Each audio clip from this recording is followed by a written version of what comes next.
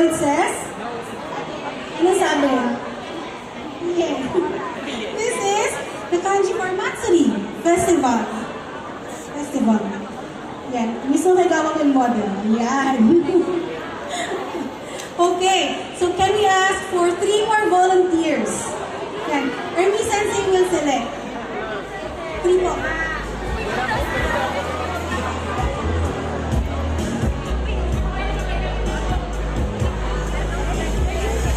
Dustin! Sige na! Casey, please. Dustin! Yee! Palakpakan!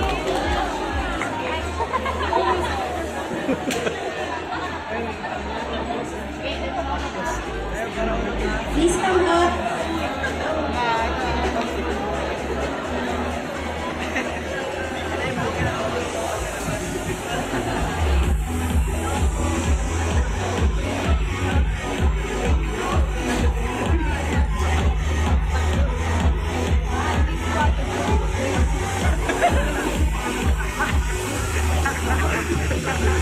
Bata masuk gunung ada.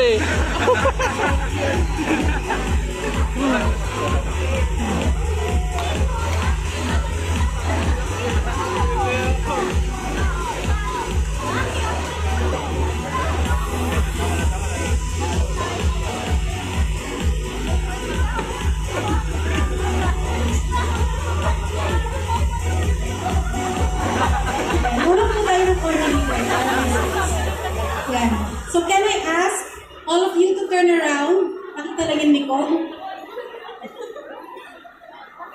Yan. See? So this is what it looks like from the back. Sige, harap na tayo. Okay. So we will have a little bit of Nihongo practice, no? Hindi siya exam, don't worry. Nihongo practice lang. Firstly, we have to learn, we will be having a self-introduction, no? So, Jiko Shokai practice. Okay? Don't worry, may coding naman. So, firstly, diba, when you introduce yourself, you have to learn, you also have to know how to bow, right?